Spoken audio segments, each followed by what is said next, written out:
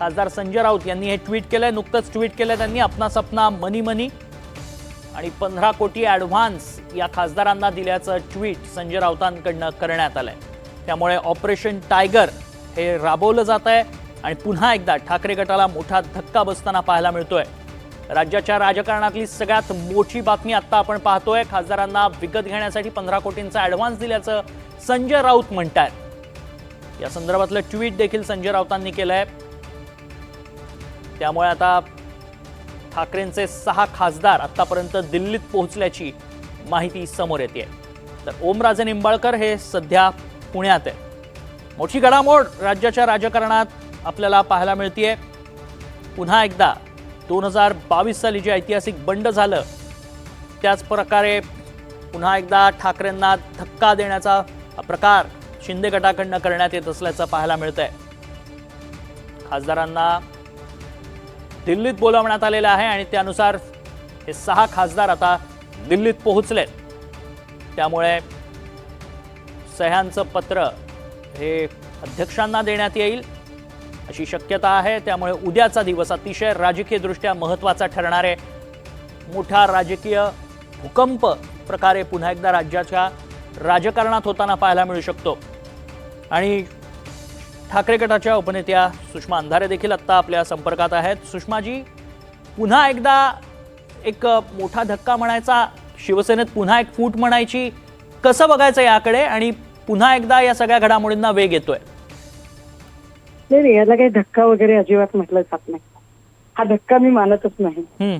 Overall सगळ्या भारतीय राजकारणाचा एकूण सिनारिओ जर बघितला तर टीएमसी असेल, एनसीपी असेल, शिवसेना असेल, एकूण सगळ्या प्रादेशिक पक्षांचं अस्तित्व धोक्यात आणण्यासाठी भाजपा ज्या डेस्परेटली प्रयत्न करत आहे। डिलिमिटेशन बिल जेव्हा नामंजूर झालं त्यानंतर सुडाने पेटलेली भाजपा कोणत्या थरापर्यंत जाऊ शकते आणि ती काय करू शकते हे आपण टीएमसीचे 20 लोक गेल्यानंतर बघितलेलं आहे। यात कुठल्याही नेतृत्वाला नावं ठेवायची पण गरज नाही, टीका करायची गरज नाही। कारण नेतृत्वाचं जर अपयश असेल तर कुठल्या नेतृत्वाचं अपयश म्हणाल तुम्ही? शरद पवारांच्या नेतृत्वावर तुम्ही शंका घ्याल का? ममता बॅनर्जींच्या नेतृत्वावर शंका घ्याल का? अरविंद केजरीवालांच्या नेतृत्वावर शंका घ्याल का? ही मोडस ऑपरेंडसी आहे। भाजपाला absolute power and absolute corruption ह्या सगळ्या गोष्टी साध्य करायच्या आहेत। त्यामुळे त्या दिशेने वाटचाल आहे। फक्त मला या निमित्ताने सांगायचंय की याची चिंता मी करण्यापेक्षा, माझ्या पक्षाने करण्यापेक्षा देवेंद्र फडणवीसांनी केली पाहिजे, ते जास्त महत्त्वाचं आहे। या सगळ्या ऑपरेशनला टायगर असं नाव देण्यात येत आहे आणि शिंदे गटाची सगळी खेळी मानली जाते। यात तुम्हाला असं नाही वाटत शिंदे गटाकडनं हे पूर्ण राजकीय सगळा परिपाठ मांडला गेलेला आहे आणि त्या दृष्टीने या सगळ्या घडामोडी घडतात? मी काय म्हणते की शिंदेंनी काय केलं काय नाही याची चिंता फडणवीसांनी करायची, आम्ही करायची नाही। आणि ती का करायची? कारण दिल्लीला जाण्याची महत्वाकांक्षा ही देवेंद्र फडणवीसांची आहे। इथे मुख्यमंत्री होण्याची, बाय हुक और बाय क्रूक होण्याची महत्वाकांक्षा ती फडणवीसांची होती। माझ्या नेत्याने तर हसत हसत राजीनामा दिला हो। फडणवीसांची इच्छा होती ना मुख्यमंत्री होण्याची, आणि ते मुख्यमंत्रीपद मिळवण्यासाठी फडणवीसांनी एक भस्मासूर जन्माला घातला। आता तोच भस्मासूर फडणवीसांच्या डोक्यावर हात ठेवण्या इतपत ताकदवर झालेला आहे। कारण ज्या फडणवीसांना दिल्लीला जाण्याची इच्छा आहे त्या दिल्लीकडे जाण्यासाठीचे मार्ग रोखण्याचा कार्यक्रम फडणवीसांचे दिल्लीत बसलेले नेते आणि शिंदेची सरोगेट मदर म्हणून वावरणारे दिल्लीतले नेते यांनी पद्धतशीर आखलेला आहे। त्यामुळे आम्ही सत्तेशिवाय राहण्याचा प्रण केलेलाच आहे, मानसिकता केलेली आहे। पर अब तुम्हारा क्या होगा फडणवीस? आता हा प्रश्न फडणवीसांना विचारला पाहिजे। कारण सत्तेशिवाय जगू न शकणारे लोक हे काय करू शकतात आणि फडणवीसांना हे केवढ्यात पडेल हे त्यांनी त्यांचं ठरवायचं। अगदी, पण सुषमा आम्ही निवडून आणली होती माणसं, त्यांनी त्यांचा सत्सत विवेक ठरवावा। पण अशी काय नाराजी होती की अचानक हे सगळं करायला ते भाग पडले आणि आता थेट संजय दिना पाटील पण तिथे पोहोचलेत दिल्लीला? तुमचं बोलणं झालं कोणाशी या संदर्भात? तुम्ही थांबवण्याचा प्रयत्न केला? नाराजी वगैरे अजिबात काही वाटत नाही। नाराजीचं काय आलं? ममता बॅनर्जींना सोडून 20 लोक जातात आणि एका अशा पक्षाकडे जातात की ज्या पक्षाचा एक खासदार आहे आणि तिथे जाऊन ते मर्ज होतात। अचानक एनसीपीचे लोक बाहेर पडतात, अचानक डीएमके मध्ये काहीतरी होतं, तिकडे पंजाबमध्ये आपमध्ये काहीतरी होतं। हे सगळं काही नाराजीमुळे होतं असं नाही। ही आर्थिक कोंडी आहे, हे प्रेशर पॉलिटिक्स आहे, हे सगळ्या स्वायत्त यंत्रणांचा गैरवापर आहे। कारण प्रत्येक प्रादेशिक पक्षामधला एक मोठा गट फोडायचा, त्यातल्या एकाला नेता करायचं, ज्याला नेता केलंय त्याने आम्हीच कसे ओरिजिनल आहोत याचा क्लेम करायचा, मग त्याला सगळ्या स्वायत्त यंत्रणांनी मदत करायची. निवडणूक आयोगापासून सगळेजण 4.5 वर्ष लागतात पक्षाचा निकाल लागायला, सगळ्या यंत्रणा त्याला मदत करतात आणि मग तोच भाजपला बाहेरून पाठिंबा देतो. भाजपला ऍब्सोल्यूट पॉवर मध्ये यायचंय, चाललाय त्यांचा खेळ. पण सुषमाताई, तुम्हाला खरं तर राज्यातल्याच काय सगळ्या देशातल्या घडामोडींची खडानखडा माहिती असते. अशा घटना घडतात किंवा आपल्याच पक्षामध्ये अशा पद्धतीत एक गट वेगळा होतोय, खासदारांचा गट वेगळा होतोय, दिल्लीत घडामोडी घडतायत, आपण काहीतरी थांबवावं किंवा अशा पद्धतीच्या गोष्टी कानावर आधी आलेल्या तुमच्या, किंवा ह्या गोष्टी थांबवता येतील असं तुम्हाला वाटत होतं? माझ्या गावाकडे एक म्हण आहे दादा, निनांद्याला 12 बुद्ध्या असतात. ज्याला कारण शोधायचंय तो काहीही कारण शोधेल. कदाचित सुषमा आमदारही एखादं असं कारण शोधू शकली असते की मला विधान परिषद का दिली नाही म्हणून, कारण शोधूच शकलो असतो. ते कारण शोधायचं की लढणं पसंत करायचं हा प्रत्येकाच्या सत्सत विवेकाचा भाग आहे.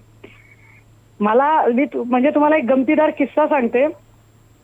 काल रात्री मला नागेश पाटील अष्टीकरांचा फोन आला आणि नागेश अष्टीकर मला म्हणाले की ताई त्या अमुक एका नांदेडच्या या सदस्याला तुम्ही सांगा ना प्लीज. ते बोलताना सुद्धा मला असं वाटत होतं की अष्टीकर मला जाणीवपूर्वक हे सांगण्याचा प्रयत्न करतायत की see how I am loyal towards Shivsena. आणि तरीही मी शांतपणे त्यांचं ऐकून घेतलं. विशेष जर माझे नेते काही करणारे नसते तर, पण माझ्या नेत्यांनी सकाळी मला फोन केला की अरे अष्टीकरांचा असा निरोप आहे, अष्टीकरांच्यासाठी तुम्हाला नांदेडमध्ये काही जिल्हा परिषद सदस्यांना बोलायचे. हो सर मी बोलते.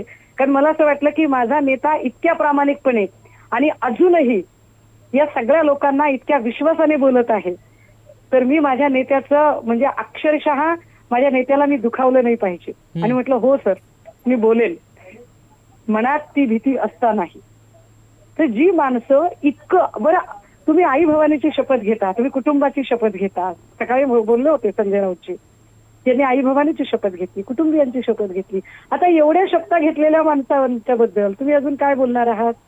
म्हणजे जी माणसं कुटुंबाची पर्वा करू शकणार नसतील तर ती बाकीच्यांची पर्वा करतील असं आपण कशावरून समजावं बरं?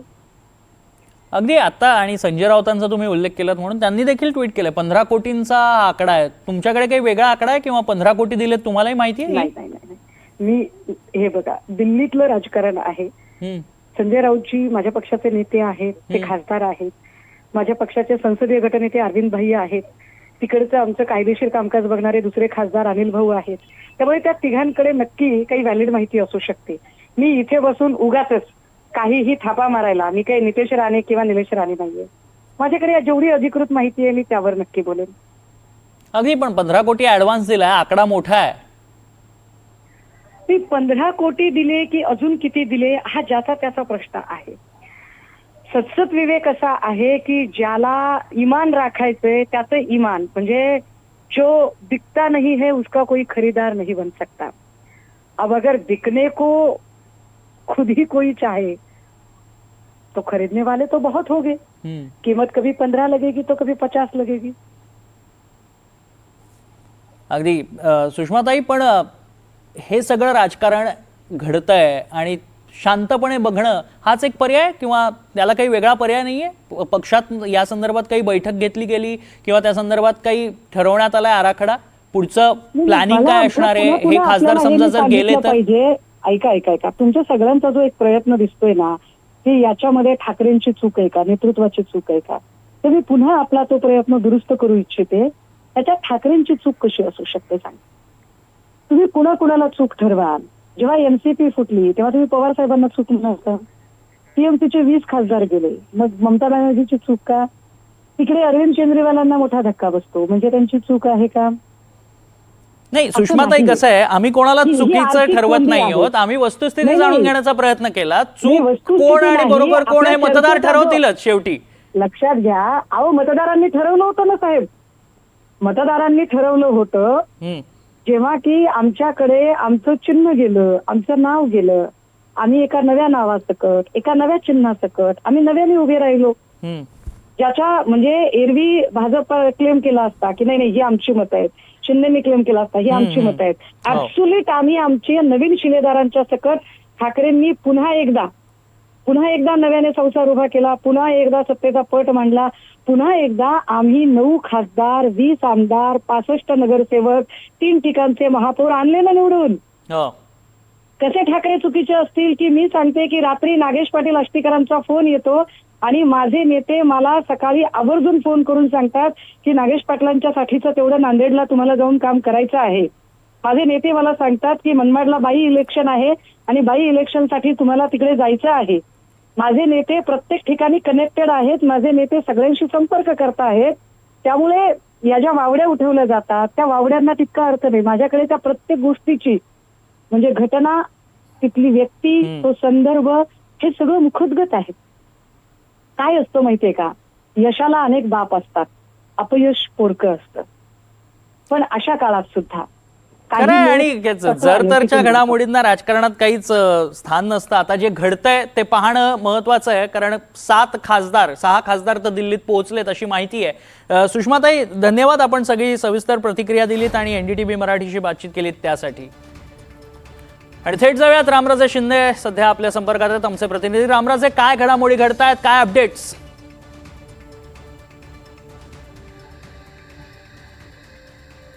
बिलकुल, आता थोड्याच वेळामध्ये काही खासदार दिल्लीमध्ये दाखल होणार असल्याची माहिती मिळते. खरं तर दिल्लीमध्ये उन्हाळा होता, परंतु आता वातावरण पण बदललेलं आहे, परंतु राजकीय वातावरण तापलेलं आहे हे स्पष्टपणे दिसून येतंय. आणि उद्या आणखीन काही घडामोडी घडणार आहेत, परंतु आज रात्रीच म्हणजेच की एकनाथ शिंदे आल्यानंतर काही महत्त्वाच्या बैठका होतील असं सांगितलं जाते. श्रीकांत शिंदे यांच्या निवासस्थानी सर्व खासदार एकत्र येणार असल्याची माहिती मिळते आणि त्यानंतर तिथे बैठक होईल आणि त्यानंतर पुढची व्यूहरचना जी आहे ती ठरणार असल्याची सुद्धा माहिती मिळते. आणि त्यामुळे पुढच्या 2 दिवसामध्ये म्हणजेच की उद्याच संसदेमध्ये जाऊन लोकसभा अध्यक्षकडे जाऊन पत्र दिलं जाऊ शकतं.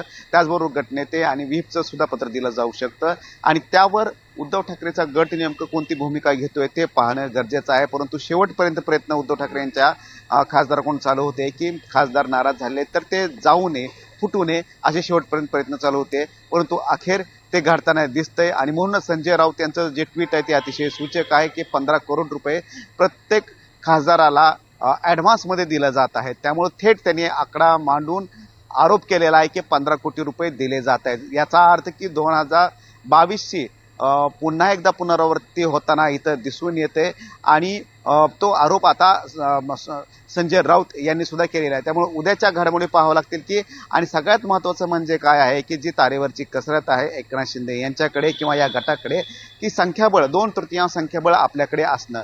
6 खासदार सोबत असल्याची माहिती मिळते, परंतु या 6 खासदारामधला एक जरी खासदार वेगळा झाला, भूमिका बदलली तर मात्र हे संपूर्ण ऑपरेशन फेल होणार आहे. त्यामुळे उद्या तारेवरची कसरत ही असणार आहे की 2/3 एक्झॅक्ट. खरं तर प्रयत्न जो केला जात होता तो 6 पेक्षा आणखीन एक जास्त म्हणजे की 7 खासदार सोबत ठेवण्याचा प्रयत्न केला जात होता. त्याचं कारण हेच की एक खासदाराने जरी भूमिका बदलली तर एक खासदार जो आहे तो एक्स्ट्रा आपल्याकडे असावा. जे की TMCच्या बाबतीमध्ये केलं तसं सुद्धा इथे केलं जाणार होतं.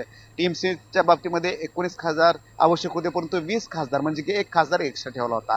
तर तशाच पद्धतीचं शिवसेनेच्या उभाटाच्या बाबतीमध्ये तशी रणनीती जी आहे ती आखली होती, परंतु एक खासदार येण्यास तयार नाहीये आणि म्हणून या 6 खासदारांच्या भरोशावरच हे 2/3 आकड्याच्या भरोशावर या पाठबळावरच आता उद्या लोकसभेच्या अध्यक्षाकडे पत्र देणार असल्याची माहिती मिळते. त्यामुळे या सगळ्या चर्चा ज्या आहेत त्या आज ठरणार आहेत आणि आज ठरणार आहे की केंद्रीय मंत्रीपद, त्याचबरोबर कोणकोणते पदं आणखीन दिली जाणार आहेत, त्यांना काय स्थान असणार आहे, गटनेते कोण असणार आहे, व्हीप कोण असणार आहे, हे सगळं आज रात्री चर्चा केली जाईल आणि ती उद्या प्रत्यक्षात अस्तित्वात येईल. खरं आहे, त्यामुळे रात्रीत मोठ्या घडामोडी घडणार आहेत, तर राजकीय भूकंप हा घडणार आहे. त्यामुळे दिल्लीत या सगळ्या घडामोडी घडतील आणि त्याचं केंद्र हे दिल्ली असलं तरी त्याचे पडसाद हे राज्यभर उमटताना पाहायला मिळतील. ठाकरेंचे 6 खासदार दिल्लीला पोहोचल्याची माहिती मिळते. ऑपरेशन टायगरच्या घडामोडींना आता प्रचंड वेग आलाय. धन्यवाद रामराजे, आपण दिलेल्या सगळ्या सविस्तर माहितीसाठी. संजय देशमुख असतील, नागेश पाटील आष्टीकर, बंडू जाधव, भाऊसाहेब वाकचौरे, राजाभाऊ वाजे, संजय दीना पाटील, ओमराजे निंबाळकर हे ठाकरेंचे खासदार आता दिल्लीत पोहोचलेले आहेत. संजय दीना पाटील देखील दिल्लीत पोहोचले आहेत. त्यामुळे भूकंप, राजकीय भूकंप होताना पाहायला मिळणार आहे. ऑपरेशन टायगर आणि त्या अंतर्गत घडणाऱ्या सगळ्या घडामोडींना वेग आलाय. पुन्हा एकदा राजकीय भूकंप राज्याच्या राजकारणात पाहायला मिळतोय. दिल्ली हे केंद्रस्थान असणारे, या सगळ्या भूकंपाचं केंद्र असणारे आणि त्याचे पडसाद मात्र राज्यात उमटताना पाहायला मिळतील. त्यात संजय राऊत यांनी केलेलं ट्विट तेही अत्यंत सूचक आहे. अपना सपना मनी मनी असं ट्विट संजय राऊतांकडनं करण्यात आलं. 15 कोटींचा ॲडव्हान्स देण्यात आलाय असं ट्विट संजय राऊतांकडनं करण्यात आलंय. तर रोहित पवार यांनी देखील आमदार खासदारांचा घोडेबाजार जोरात आहे असं म्हटलेलं आहे. रोहित पवार यांनी देखील आता ट्विट केलेलं पाहायला मिळतंय. फुटणाऱ्यांना आणि फोडणाऱ्यांना सुद्धा लाजा वाटायला हव्यात असं रोहित पवार म्हणतात. अशांना खरंच जनतेनंच राजकीयदृष्ट्या फोडलं पाहिजे अशी प्रतिक्रिया, संतप्त प्रतिक्रिया रोहित पवारांकडनं पाहायला मिळतेय.